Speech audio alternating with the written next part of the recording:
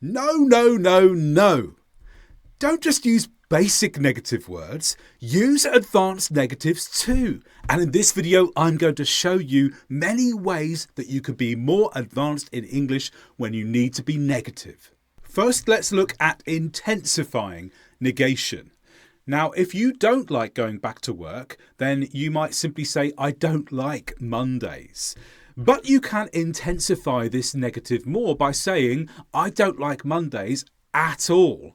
And this makes the negative stronger. And there are many phrases that do the same thing. I don't like Mondays whatsoever. In every single possible way, I don't like Mondays. I don't like Mondays in the least. There's not a little bit that I like about Mondays. I don't remotely like Mondays. Remotely means if you go from here to the furthest, most remote place, you'll never find me liking Mondays. I don't like Mondays in the slightest, similar to in the least. There's not even a little bit that I like about them. And a slightly different variation on this, I'm not the least bit excited about Mondays. So the least bit also means there's absolutely nothing at all, but this one comes after the verb to be. I am not the least bit. So all of these phrases help intensify the no. They make it stronger. They add something more to it. They make it absolutely clear. No, no, no. There's no way at all that you can like this particular thing. Let's move on to negative inversion. This man looks like he's had a bit of a surprise. And why is that? Well, it's because a work colleague was rude to me, he tells you. A work colleague was rude to me. And that's made me respond in a number of different ways. Never have I been so offended. Never have I been. Notice that the order, the normal order of words has been switched. Normally you'd say, I have been offended, or I have never been offended. But here, with this negative word at the beginning, never, we can create this inversion just to draw even more attention to the never. Never have I been, which is a standard thing to do. And this is what's called negative inversion. It inverts, switches the order of the subject and the verb. Also with little did. Little did I think he would say that. So normally it would be, I didn't think he would say that. But little did I think he would say that. The word little allows us to use negative inversion, again drawing attention to the negative by putting the negative word at the beginning.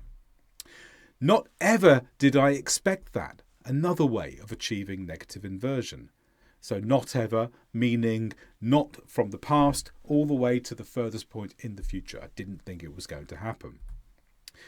At no point did he seem nasty before. So you could argue, well, did he look like he was going to be a difficult person? And you could say no. At no point really means at no point in time. Between now and all the way back to the past, there was no sign of this. No sooner did he speak than I left. So there's kind of two things working together here. He spoke and I left. And when you say no sooner did he than the next bit, it means you did the second bit straight away. There was no gap at all between the two. The two happened as close to each other as possible. You heard him speak, you got out as quickly as you could. Not only did I complain, I also shouted. So here we have not only, which introduces the first part, again with negative inversion. And then the second part is what happened in addition. So I complained, and in addition, complain was not the only thing I did. I also shouted. You could have also said, but I also shouted. So negative inversion, when you introduce a negative word at the beginning of a sentence, and after that negative word, you can swap over the subject and the verb. What about negative frequency?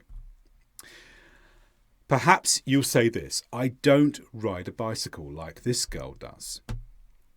But you want to use a different word and also a word that expresses a low amount of frequency. You could say, I rarely ride a bicycle. Now, this is not absolutely no, but this is very close to no. It's almost no. I rarely ride a bicycle. I seldom ride a bicycle is the same, not quite no, but as close to no as possible. I hardly ever ride a bicycle. Very, very low frequency. So these words are not absolute no's. They are as close to no as you could get. There are other adverbs too that create this negative feel. Have you ever tried to start a long jigsaw and then thought, I can't do this jigsaw, it's too complicated? The easy way to say it is, it's not worth starting this jigsaw, there's no point to it, we'll never finish it, it's too hard. But other ways you could fill in the negative in these sentences are as follows. It's barely worth starting this jigsaw. So similar to the frequency words like seldom and rarely, it doesn't mean an absolute no, but it means virtually no, nearly no. Also, it's scarcely worth starting this jigsaw. Scarcely comes from the word scarce, meaning almost nothing. And it's hardly worth starting this jigsaw. Hardly here means almost nothing at all. What about negative softening? And what do we mean by negative softening? Well, let's look at the person in this picture. And he's thinking, I don't want to see anyone today. Perhaps he's had a difficult day, or maybe he just doesn't like seeing people. So this is his starting sentence. But rather than be so abrupt and perhaps too strong and just say, I don't want to see anyone today, which could sound rather rude if it's in a formal situation, you could use some words that help soften the negative here by saying, I don't really want to see anyone today. It still means the same. I don't want to see people, but really softens it. It means sort of no, which really, if you say that, does mean no, but it's just a slightly more polite way of saying it. I'm not that keen on going out. I'm not saying that I won't go out, but it's not something that I want to do. I'm not very interested in socialising. So rather than just say I'm not interested in socialising, then again you give a word that makes it almost negative. The meaning really is negative, but you're indicating it in a softer way. I'm not very interested in socialising. It's just a little bit less direct than simply saying I'm not interested in socialising. I'm not entirely sure if I'll go out. This is slightly different this time. Not sure means you haven't made up your mind. Not entirely sure means that you are close to making up your mind, but you're not quite there yet. I'm not altogether ready for work. Again, there's the sense of being nearly there, but not quite. I'm not ready for work means no. I'm not altogether ready for work means that I'm ready in a way, but not enough to actually do it. And I'm not necessarily staying. Quite different to saying I'm not staying. If you say I'm not staying, then you're definitely leaving. If you're not necessarily staying, then you are staying unless something else happens. What about negatives in reporting? Look at this photo here. Perhaps someone from the government agency goes to the airport, they see the condition of the plane, they see the snow, and they put this on their website. We don't suggest travelling. But there's a few other variations that we could use to be a bit more advanced with this, such as they recommended not travelling.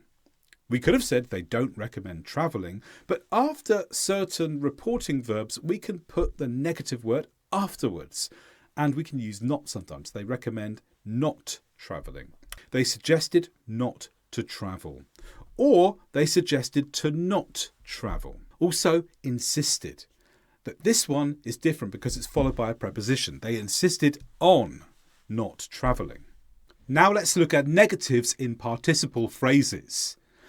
Perhaps you're in a situation where people are thinking of trying to get a solution to something, but they can't get there. So eventually they say this.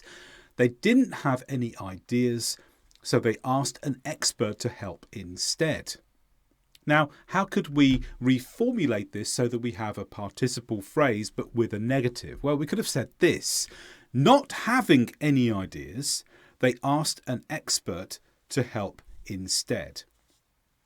So having ideas would have been the positive participle, but negative, not having any ideas.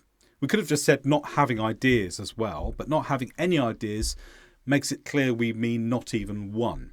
So not could sometimes go before the participle to make it negative. But we could also put no after having. Having no ideas. They asked an expert to help instead. So this would go with the ing form, making a participle with the ing. And also having not to take risks. So this works with after having, and this is where it's not necessary to take risks. Having not to, which is coming from the modal form have to, and that means it's not necessary. It's not necessary to take risks, therefore they asked an expert to help instead. There are many sentences where we can simply use the word no instead of not or didn't or am not.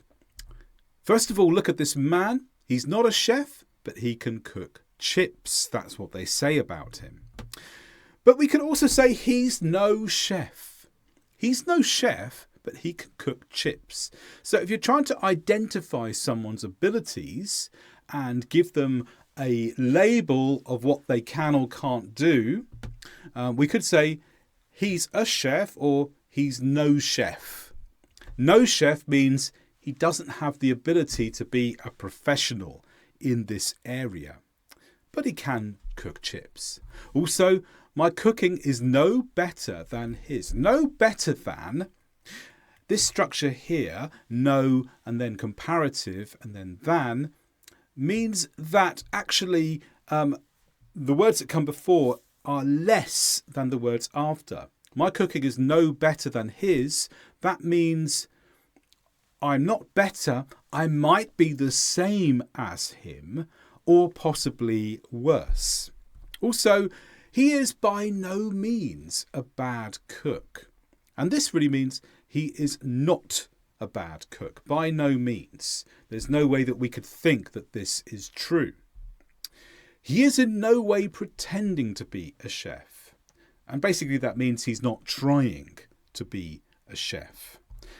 And it will be no more than 10 minutes. So no more than means the maximum amount. No less than means the minimum amount. There'll be no less than 5 food choices. So the minimum amount of food choices here is 5.